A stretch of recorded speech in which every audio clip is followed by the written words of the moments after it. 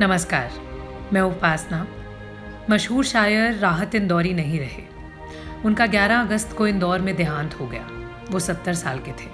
Corona positive पाए जाने के बाद उन्हें 10 अगस्त को इंदौर के औरोबिंदो हॉस्पिटल में भर्ती करवाया गया था। अस्पताल ने बताया कि कार्डियक अरेस्ट की वजह से राहत इंदौरी का निधन हुआ। जब ये खबर हम सबको पता चली, चाहे उनके साथी हों, उनके फैंस हों, जिन्होंने भी उन्हें सुना हो, जो भी उन्हें पसंद करते हों, सभी गमगीन हो गए। तो हमने सोचा कि क्यों ना उनके साथियों से बात की जाए, जो उनके साथ रहे, उनके साथ वक्त बिताया, उन्हें जानते थे, उनको पसंद करते थे, उनके कायल थे। तो ऐसे में हमने नवाज़ देवबंदी से बात की, उनसे कुछ सवाल पूछे। तो आइए सुनते हैं। उपासना जी, राहत साहब के इस दुनिया से रुखसत होने पर आज शायरी से मोहब्बत करने वाला हर इंसान गमज़दा है। और आपने सवाल किया कि राहत इंदौरी साहब की कोई ऐसी याद जो दिल के करीब हो। उनके सैकड़ों हजारों किस्से ऐसे हैं जो दिल के बहुत करीब हैं। अभी पिछले दिनों हम लोग दुबई के एक मुशायरे में थे। हम दोनों एक ही सूफे पर बैठे हुए थे। तो मैंने सामने फोटोग्राफर से कहा कि अरे भाई, मेरी खुशनसीबी है कि मैं राहत साहब के करीब बैठा हूँ, तो एक तस्वीर बना दिए। मुस्कुरा के कहने लगे, हाँ भाई बना दो, चूँकि अब हम रुखसत होने वाले हैं तो ये मतलब है कि काम आएगी नवाज भाई की तस्वीर। ये मजाक में बात थी, लेकिन मुझे ऐसा लगता है कि बड़े लोगों का मजाक भी कितना संजीदा होता है। मुझे आज वो बात रह रह के याद आ रही है। तो बहरहाल राहत साहब शख्सियत के एतबार से भी बड़े थे। वो शख्स नहीं थे बल्कि शख्सियत थे, एक मुकम्मल अंजुमन थे। वो जिस महफिल में बैठते थे तो लगता था कि कोई मौजूद है। तो राहत साहब का इस दुनिया से जाना कोई छोटा मोटा हादसा नहीं है। हमारी मतलब अदबी और साहित्यिक दुनिया की एक बड़ी धरोहर रुखसत हुई है। अब उनका एक शेर है कि मैं अक्सर ये बात कहता हूँ कि राहत साहब के लहजे में थोड़ा सा तीखापन था, कड़वाहट थी, लेकिन वो सच था, वो ईमानदारी थी। समाज में अगर नाइंसाफी हो, समाज में अगर बेईमाना हो, समाज में नाहमवारियां हो, तो शायर सच नहीं बोलेगा तो क्या करेगा? अगर किसी को चुभन, किसी को परेशानी हो तो इसका क्या के? लेकिन राहत साहब सच बोलने से नहीं बात आते थे। राहत साहब ने, मगर राहत साहब के एक हाथ में बगावत का झंडा था तो दूसरे हाथ में मोहब्बत और रोमांस का झंडा था। उन्होंने दोनों झंडे बुलंद किए हैं। ऐसे कम लोग होते हैं। राहत साहब ने गजल के बड़े तीखे और अनोखे लहजे के साथ शेर व सुखन को जिंदा रखा है। उनके शेर व सुखन के गुलदस्ते में हर तरह के फूल मौजूद हैं। उनके रंग जुदा हैं, उनकी खुशबू अलग है, और उनका गुलदस्ता पहले भी महक रहा था, चहक रहा था, और उनके बाद भी महकता और चहकता रहेगा।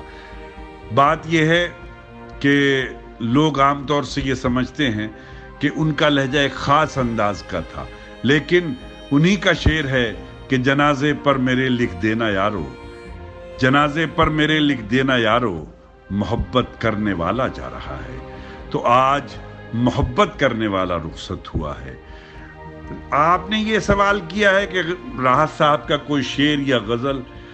देखिए, अगर किसी एक शायर का एक मिसरा, एक लाइन भी जिंदा हो जाए और लोगों को याद रह जाए तो वो शायर बड़ा बन जाता है। राहत साहब के तो सैकड़ों और हजारों शेर ऐसे हैं जो आम लोगों को याद हैं, जो खास लोगों को याद हैं। तो कौन कौन सा शेर उनका याद किया जाए?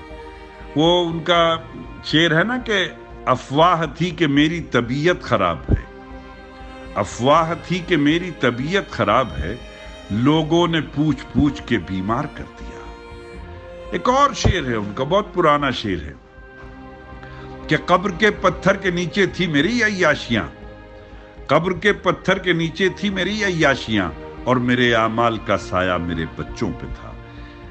लेकिन राहत साहब ظاہری طور پر کچھ بھی رہے ہوں، اندر سے بہت نرم خو انسان تھے، بہترین انسان تھے۔ ہم نے تو سینکڑوں سفر ان کے ساتھ کیے ہیں، اپنے ملک میں بھی اور دوسرے ممالک میں بھی۔ کسی بھی انسان کو پہچاننے سمجھنے کے لیے اس کے ساتھ سفر کرنا بہت ضروری ہوتا ہے۔ یہ ہماری خوش قسمتی رہی کہ متعدد سفر راحت صاحب کے ساتھ کیے۔ میں نے انہیں بہترین شاعر ہی نہیں، بہترین انسان پایا۔ اپنے چھوٹوں کے ساتھ شفقت سے، پیار سے، اسنہ سے پیش آتے تھے۔ اور ایک بات اور بتاتا ہوں، آج کے زمانے میں اس کی کمی ہے کہ جس چھوٹے کو ایسا دیکھتے تھے کہ کچھ اسپارک ہے، کچھ صلاحیت ہے، تو اس کو پرموٹ بہت کرتے تھے۔ میں اس کا زندہ ثبوت ہوں۔ 1982 میں دیوبند کے ایک مشاعرے میں مجھے سنا اور سننے کے بعد کہنے لگے کہ بھئی نواز، تو 3 مہینے سے لے کے 6 مہینے کے اندر آل انڈیا شاعر بن سکتا ہے۔ ان کا یہ جملہ میری حوصلہ افزائی بھی تھی، میرے لیے ایک توانائی بھی تھی، اور مجھے اس سے بڑی مدد ملی۔ ہمیشہ انہوں نے میرے کاندھے پر ہاتھ رکھا اور مجھے بہت پرموٹ کیا۔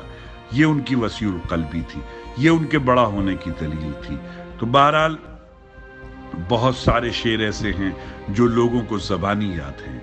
خدا ان کی مغفرت فرمائے اور ان کو، ان کے اہل و عیال کو صبر جمیل عطا فرمائے۔ بڑے آدمی تھے جو رخصت ہوئے ہیں، بڑے آدمی تھے، ایک شخص ہی نہیں بلکہ ایک انجمن کی طرح تھے۔ جہاں بیٹھ جاتے تھے وہاں محفل سج جاتی تھی۔ ان کی گفتگو بھی دیکھیں، جو آڈینس اور مطلب ہے کہ شاعر کے درمیان کا جو فاصلہ ہوتا ہے اس کو پر کرنا بھی ایک ہنر ہے۔ راحت صاحب نے یہ کیا کہ جو سننے شروتا اور مطلب ہے کہ شاعر کے درمیان جو دوری ہوتی ہے اس کو کم کر کے وہ اپنے قریب لاتے تھے۔ ان کے پڑھنے کا اسٹائل، پڑھتی تو ساری دنیا ہے، لوگ ترنم سے مشاعرے جیتتے ہیں، راحت صاحب نے تحت سے مشاعرے جیتے ہیں۔